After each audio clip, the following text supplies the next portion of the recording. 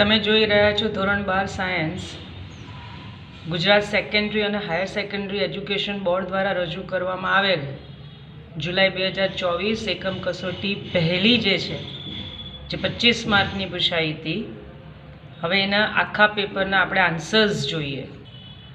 હવે આમ તો આપણને જ્યારે પેપર જોઈએ ને ત્યારે ખ્યાલ આવે જ છે કે લોકો ઘણા ઓપ્શન આપતા હોય છે, પણ આપણે આખું પેપર એટલે સોલ્વ કરીશું કે મારું માનવું એવું છે કે સરકારશ્રી દ્વારા જે કંઈ પણ યુનિટ ટેસ્ટના પેપર આપવામાં આવે છે ને એને બહુ ગંભીરતાથી લેવાનું, કારણ કે ગુજરાતના કોઈ પણ ખૂણાના કોઈ પણ વિદ્યાર્થીને ધ્યાનમાં રાખીને આ લોકો પેપર્સ સેટ કરતા હોય છે. તો આને ક્યારે પણ નિગ્લેક્ટ નહીં કરવાનું. એટલે હવે આપણે એક પછી એક આના આન્સર્સ જોઈએ. તો જો પહેલો પ્રશ્ન છે who asks the question can you instill love, તો જવાબ બી આવશે, કસ્ટમર સર્વિસ રિપ્રેઝેન્ટેટિવ. બીજું એ કે આપણે છે ને આન્સર્સ પણ બને ત્યાં સુધી ટેક્સ્ટબુકને જ આપણે હંમેશા પ્રાધાન્ય આપવાનું. What will automatically erase past hurt .exe, તો જુઓ અહીંયા ટેક્સ્ટબુકમાં છે જ કે love will automatically erase past hurt .exe. So the answer is લવ.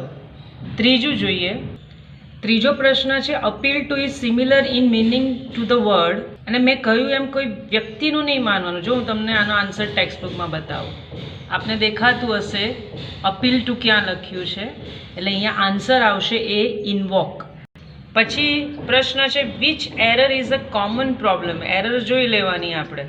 તો ટેક્સ્ટબુકમાં જ આપેલું છે એને તમારે વાંચવું જ પડે, અને એરર 412, તો કરેક્ટ આન્સર છે ડી એરર 412. એટલે કોઈ શિક્ષકનું અથવા મારું માનવું એવું જરૂરી નથી, ટેક્સ્ટબુક આપણી પાસે છે જ.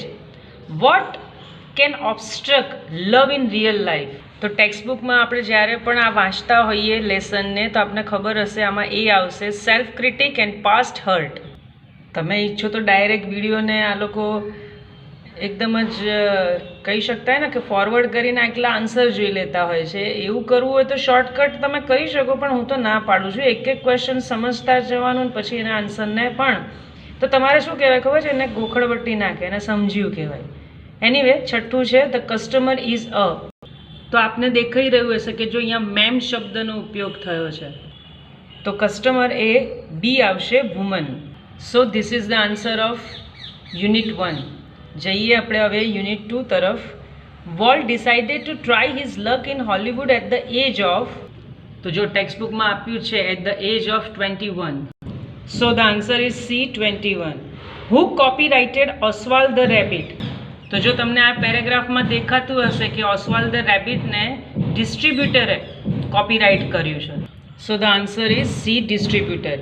વેન ડીડ ડિઝનીલેન્ડ ઓપન, તો જો આપને દેખાય છે જુલાઈ 1955 આન્સર, ડિઝનીલેન્ડ ડીડ ઓપન, એટલે જવાબ આવશે જુલાઈ 1955.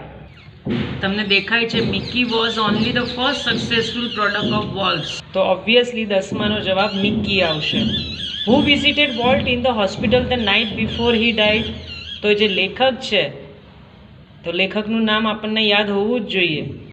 સો the answer is D, Roy Disney. Collection is similar in the meaning to the word, તો જો ગ્લોસરીમાં પોટ પોરી આપ્યું છે ને કલેક્શન માટે, સો ધ આન્સર ઇઝ સી. જવાબ તમે સ્ક્રીનશોટ પણ પાડી શકો છો. બાળકો ખાસ ડિમાન્ડ કરતા હોય છે કે ગ્રામર અમને સોલ્વ કરીને આપતો, કારણ કે ફકરામાંથી સવાલ જવાબ તો મોટાભાગે આવડી જ જતા હોય છે. તો હવે ફટાફટ આપણે સેક્શન સીમાં જે ફંક્શન્સ છે એને પણ આપણે જોઈ લઈએ. રિનેશ is as brilliant as his brother, એટલે અનડાઉટેડલી અહીંયા કમ્પેરિંગ આવશે. આમાં આપણે બહુ સમય નહીં બગાડીએ, પણ બીજું છે હાવ એવર બોલ્ડ મિસ્ટર મહેતા, ગમે તેટલા બોલ્ડ હોવા છતાં એ ઇનજસ્ટિસના વિરુદ્ધ લડી ન શક્યા, એટલે કોન્ટ્રાસ્ટ છે. અને હંમેશા આપણે જાણીએ છીએ વિથ અ વ્યૂ ટુ જ્યારે આવે છે એટલે આપણે શોઈંગ પર્પઝ, ત્રીજાનો આન્સર. ચોથામાં Roy remembers his brother as if આવે, હંમેશા આપણને ખબર છે કે એઝ ઇફ હોય તો મેકિંગ સપોઝિશન આવતું હોય છે. કૃપા ડાન્સીસ એઝ છે, તમે ધ્યાન રાખજો, એઝ ઇફ અને એઝ એકલું હોય તો અહીંયા મેનર ઓફ એક્શન, આમાં ગડબડ ના કરતા. મોટાભાગે બાળકો શું કરે છે, ગોખણપટ્ટી, અને એમાં પછી આપણા માર્ક્સ જતા રહે છે. છઠ્ઠામાં કન્ડિશન ઇન ધ પાસ્ટ આવશે. Had Pankaj prepared well, he could have pass the examination. જો એને વ્યવસ્થિત પ્રિપેર કર્યું હોત તો એ પાસ થઈ જ ગયો હોત. વોલ્ટ યુઝ ટુ વિઝિટ, અને habitual action in the past પણ જે યુઝ ટુ છે એ પણ વારંવાર માર્ચની અંદર બોર્ડમાં પૂછાતું હોય છે. એન્ડ ધ લાસ્ટ, હંમેશા ધોનો ઉપયોગ થાય એટલે કોન્ટ્રાસ્ટ. તો તમે આન્સર્સ પણ જોઈ શકો છો. પણ ઘણે વિડીયોને એકદમ ફોરવર્ડ કરીને ખાલી આન્સર ઉપર ફોકસ નહીં કરવાનું.